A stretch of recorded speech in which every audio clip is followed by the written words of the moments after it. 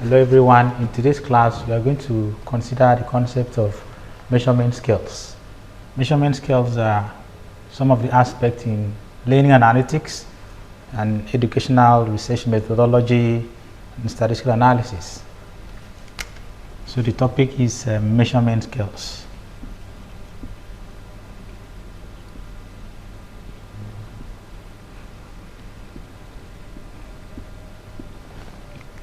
Fundamentally, in our daily lives, we always take a measurement. So it is part and parcel of our daily life activities. For instance, if you go to the market, you want to identify the types of products you want to buy, the quantity that you want to buy, the weight of those quantity, or the amount that you want to use and buy them, like in terms of making payments. So those are the fundamentals of measurement that really occur in our daily lives.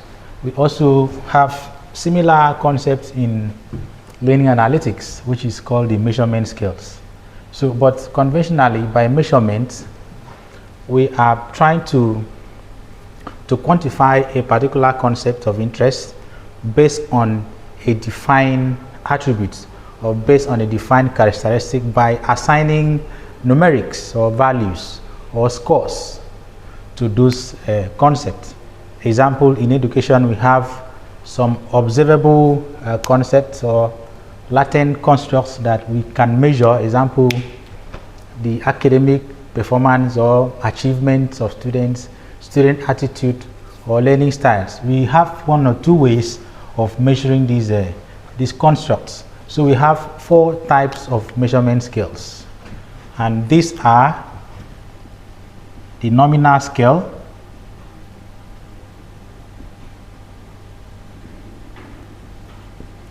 the second one is the ordinal scale,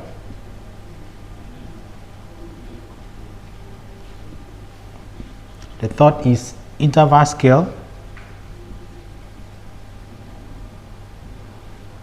and the fourth is the ratio scale. Now, this lecture is fundamentally important in the sense that you will be able to define or determine the kind of test statistics that you want to use for your data analysis. So, give us any form of measurements, we'll then be able to quantify them into any aspects of these groups. So, the first one is nominal scale, and as the name implies, it has to do with your ability or the assigned scores you give to a particular concept or construct. So when you assign a label to a particular concept or when you classify a particular group, that measurement you are taking is under the nominal scale. Example, you can classify gender into male and female students, or SS1A, SS2B. You can classify students based on their department, based on their program of study, or based on their subject. So any aspects of classification is falling under the concept of ordinal scale. So for instance, gender, you can say male students, you can say female students. Then based on assigning numbers, you can say the male student is 1, the female is 2. So you can then be able to group them. That's a typical example of nominal scale, just for classification purposes. So you can go ahead to perform head counts. Or you can also find out percentages in the aspect of nominal scale. Now the next is ordinal scale. Now, ordinal scale, as the name implies, is used for the purpose of ordering. If you want to order a particular response, if you want to order or if you want to rank a particular group, you can use ordinal scale. Example, maybe after obtaining student performance, you want to know who took the first position. Say, who took the first position, who is the second, who is the third, and so on. So this kind of measurement is classified under ordinal scale. And basically, you can't perform any serious arithmetic operation when your measurement is under ordinal scale. But you can obtain the median. You can obtain the median of the numbers, the median score in the group. So that is it for the ordinal scale. And it is also used for like positional arrangements. It is used for positional arrangement, just to know the position or the hierarchy in the positions, be it ascending or descending order, but there must be that ordering process in it. We also have the next one, which is the interval scale. Now, the interval scale has the properties of ordinal scale, but additionally, the differences between any two measurement points must be the same. Example is a Likert scale. Now, the Likert scale is a typical example of the interval scale in the sense that the differences between any two measurement points is the same. For instance, if I want to give a response or ask for people's perception regarding this lecture, I can decide to give them a rating scale or a measurement based on rating scale by asking them to classify their level of acceptance or response based on lecture so far. I can say the highest point will carry strongly agree, disagree, and strongly disagree. This is also another characteristic of measurement would enable us to code the responses. Then we can proceed to assign numbers to it. For instance, we can say strongly agree 4 points, 3 points, 2, and 1 point. So these are the assigned numerics to the responses that I'm going to obtain. Yes, so you could see that the difference between any two data points here is the same. The difference between any two data points here is the same. So that is a typical example of an interval scale. Also, you can carry out some arithmetic operations like addition and subtraction. In this case, you can also find the mean, which is very important. You can find the mean and deviation too, standard deviation or the mean deviation. Those are the kind of operation that could work if you take measurements based on interval scale. Now, the next one is the ratio scale.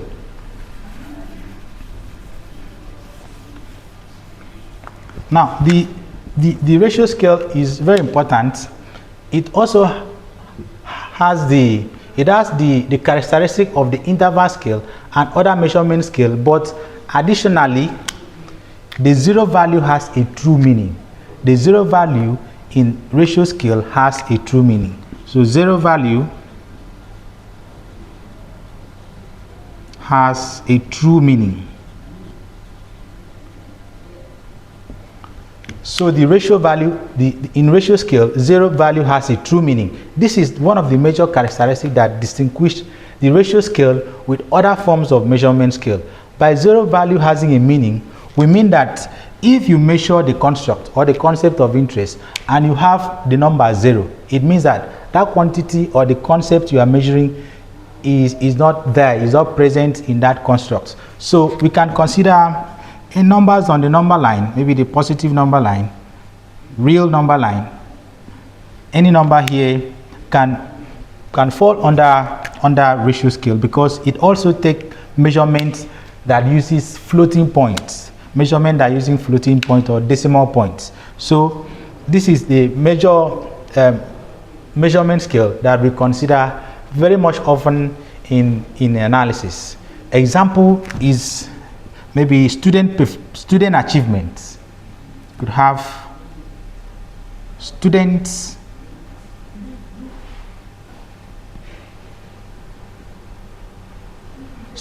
achievement scores. Student achievement scores can fall under here because you could find the average performance of the student. You could also rank the performance of the student. Say this person scored the highest, so he takes the first position. The second person, the second highest, takes the second position. So you could see that the aspect of the ratio scale also integrates all other attributes of measurement scale. So this is the most important aspect of the measurement scale. Now, the major factor that motivated this lecture is that your understanding of the measurement scales will help you to determine the kind of test statistics you want to use for your data analysis. Now, the emphasis is that if your measurements were taken under nominal scale or ordinal scale, which we have reclassified as categorical scale,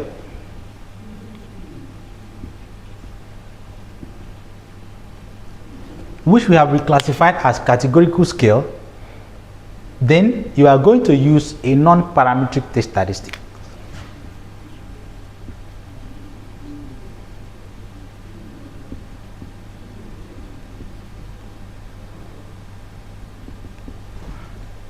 And also, if your measurement falls under the interval scale or ratio scale, which we have reclassified as continuous scale,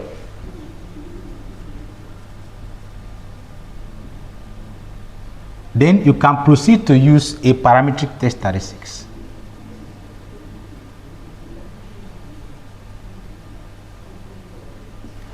Now, the parametric test statistics means that the measurement naturally upholds the normality assumptions. It upholds the normality assumptions. But here, the test statistics does not follow the normality assumption. Example is maybe the chi-square, or the Spearman rank. So those are non-parametric test statistics. We have variations of it depending on the variables that you are going to use, or depending on the variable of interest. You also have variations of the parametric test statistics depending on the variables that you want to use. A typical example is maybe correlation coefficient, which some people call PPMC, and maybe t-test, which there are some variations of it. So your understanding of this concept of nominal scale will help you to determine the kind of test statistics you can use. But as time goes on, you should be able to transform some data set that were collected based on nominal scale and ordinal scale to interval and ratio scale based on the concept of normalization and standardization, which is likely going to be the next topic that we are going to consider. So the notion of measurement scale is very fundamental. Even if you want to go into the aspect of machine learning and the rest, this is the very fundamental thing that you have to grab. So thank you so much for listening.